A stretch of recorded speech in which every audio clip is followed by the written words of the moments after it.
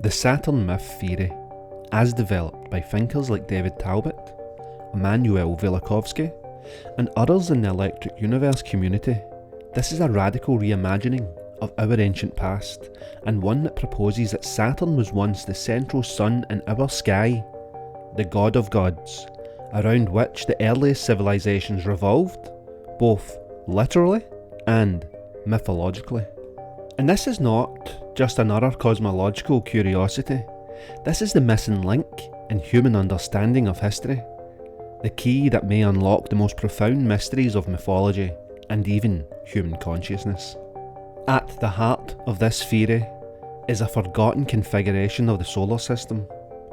In deep antiquity, Saturn was not a distant, dull gas giant, but a brilliant celestial body, an active, radiant sun looming large in Earth's sky, in close alignment with Venus and planet Mars.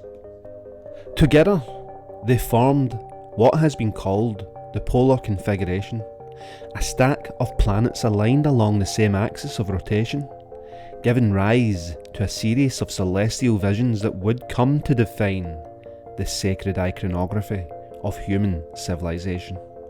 For the ancient people, they referred to this age as a golden age, a time when the gods walked among men, the earth was stable and fertile, and humanity lived in awe beneath the constant presence of a majestic celestial sphere.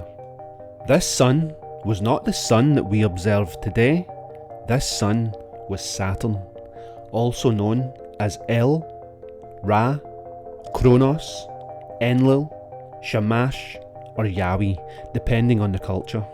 And Saturn's glowing rings, plasma discharges, and arcane alignments were interpreted as halos, thrones, divine eyes, and even ladders to heaven.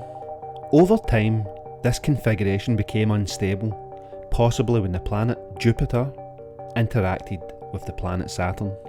The alignment shifted, cataclysmic plasma discharges lit up the heavens, and scientists like Anthony Pratt describe high-energy Birkeland currents, producing what appears in ancient art as plasma glyphs, the squatter man, the tree of life, the 8-spoked wheel, and the winged sun disk.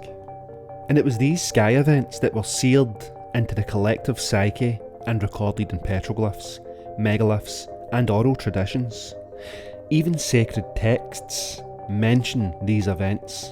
The Bible itself is almost like a handbook to the catastrophe.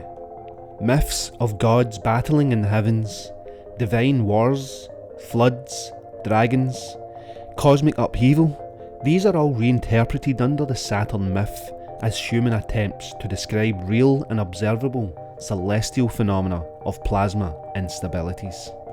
When Saturn's system eventually broke apart, it casted Earth into a new heliocentric orbit around the Sun. What followed was a global amnesia, a rewriting of cosmic memory through fragmented mythologies, new gods, and political religions. The Saturn theory, this rewrites the foundation of comparative mythology. All over the world we find strikingly similar motifs. The all-seeing eye, the Egyptian Eye of Ra, the cosmic pillar or tree, the Axis Mundi, in the Norse Yggdrasil, the thunderbolts of Zeus or Marduk, the ladder to heaven, Jacob's ladder, and the Tower of Babel, the battle of the gods, Horus versus Set, and Thor versus Jormungandr. These are not fictional allegories, but encoded descriptions of ancient sky events, directly observed and then mythologized. They all stem from a common visual experience in Earth's skies, a truth forgotten by modern science, but retained in the dreamlike memory of myth. And the Saturn myth idea, this also bridges multiple gaps. It unifies world mythologies under one observable experience. It explains the obsession with the sky in prehistoric art and architecture. And it recasts religious symbols as interpretations of cosmic phenomena. And it also provides a new cosmological model that may align with plasma physics rather than the conventional gravitational theories. Of course, modern science dismisses this as pseudoscience, but consider, why did so many ancient peoples build their cities, temples, calendars, all around Saturn and the stars, if our current model is true?